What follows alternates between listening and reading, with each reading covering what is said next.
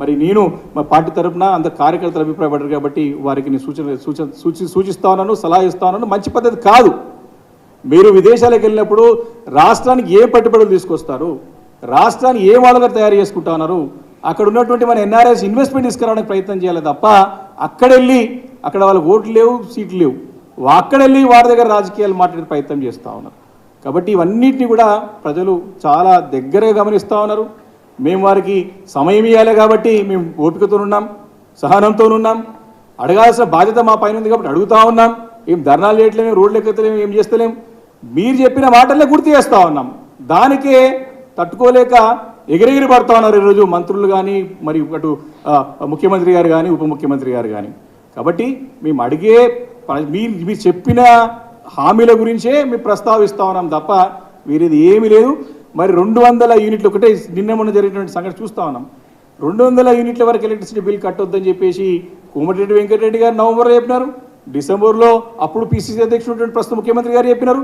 అదే మాటను కేటీఆర్ గారు గుర్తు చేస్తే ఇప్పుడున్న ఉప ముఖ్యమంత్రి గారు దాని విధ్వంసకరమైనటువంటి ఒక ఆలోచనగా దాన్ని చెప్పడం సరైన పద్ధతి కాదు.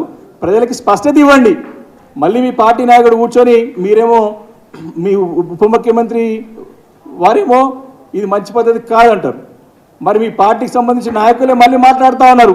ఎస్ మేమే చెప్తున్నాం కట్టొద్దని చెప్తా ఉన్నారు. ప్రజలని అయోమయం చేస్తూ ఉన్నారు, రాష్ట్రాన్ని అయోమయ పరిస్థితి చేస్తూ ఉన్నారు. కాబట్టి అలా కాకుండా మీరు సరైన పద్ధతి, మీరు స్పష్టమైనటువంటి దిశానిర్దేశం చేయండి. మీరు చేస్తారా చేయరా, చేస్తే ఎప్పటికప్పుడు చేస్తారు అది చెప్పాల్సిన విషయం మర్చిపోయి పక్కన పెట్టి మమ్మల్ని ఏదో 100 మీటర్లు అంటే 100 మీటర్ల లోతున పాత పెడతారండి. కాబట్టి ఇది మంచి పద్ధతి కాదు. ప్రజాస్వామ్యంలో ప్రజలు తీర్పునిస్తారు, ప్రజల తీర్పు గౌరవించాలి మనందరం కూడా.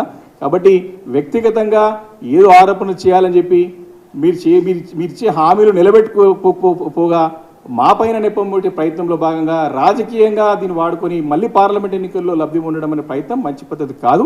కాబట్టి దీన్ని మానుకోవాలని చెప్పేసి కోరుతా ఉన్నాం.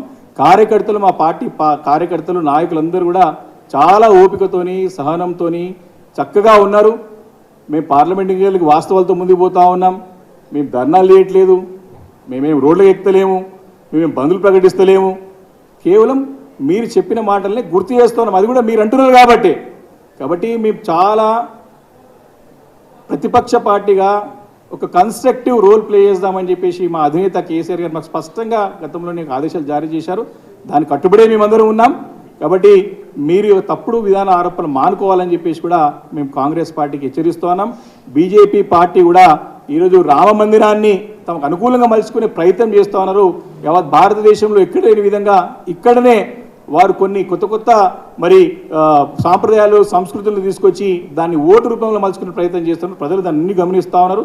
దానికి ఎవరు కూడా తెలంగాణ రాష్ట్ర ప్రజలు చాలా చైతన్యవంతులు, అన్ని కూడా విషయాలు పైన సంపూర్ణ అవగాహన ఉన్నారు. కాబట్టి వాటికి వారి తో ఉండదు. కాబట్టి డెఫినెట్గా పార్లమెంట్ ఎన్నికల్లో నిన్న వచ్చినటువంటి ఒక సర్వేలో మంచి నంబర్ 1 స్థానంలో బీఆర్ఎస్ పార్టీ అధిక సీట్లు కైవసం చేసుకోబోతుందని చెప్పేసి స్పష్టంగా ఆదేశాలు ఇచ్చినాయి కాబట్టి రిపోర్ట్స్ వస్తున్నాయి. కాబట్టి మినిమం 8 నుంచి మ్యాక్సిమం 12 సీట్లు ఖచ్చితంగా ఇస్తున్నామని రిపోర్ట్స్ వచ్చినాయి. మేము మ్యాక్సిమం సీట్లు 16కి 16 కొట్టాలని చెప్పేసి కూడా మంచి క్యాండిడేట్స్ కూడా సెలెక్ట్ చేసుకుని ముందుకు వెళ్ళే ప్రయత్నంలో ఉన్నామని చెప్పేసి కూడా మనవి చేసుకుంటూ మరి బీఆర్ఎస్ పార్టీ మరి క్షేత్ర స్థాయిలో రాబోయే రోజుల్లో బలోపేతం చేసుకుని తిరుగులేని శక్తిగా తెలంగాణ అస్తిత్వాన్ని కాపాడే పార్టీగా తెలంగాణ వాయిస్, తెలంగాణ గలమంటేనే మరి మన పార్టీ కేసీఆర్ గారి నాయకత్వంలో. కాబట్టి మరి ఢిల్లీ స్థాయిలో మరి రాణించాలంటే తెలంగాణ రాష్ట్రానికి హక్కులు న్యాయంగా రావాల్సిన వాటా తెచ్చుకోవాలంటే కేవలం బీఆర్ఎస్ పార్టీతో సాధ్యపడుతుంది తప్ప వేరే పార్టీతో కాదని చెప్పేసి కూడా కార్యకర్తలను అభిప్రాయపడడం జరిగింది.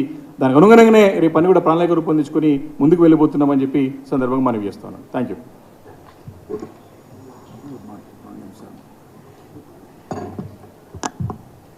గౌరవ పాత్రికేయ మిత్రులకు నమస్కారం. ఈరోజు మేడ్చల్ మల్కాజ్గిరి జిల్లా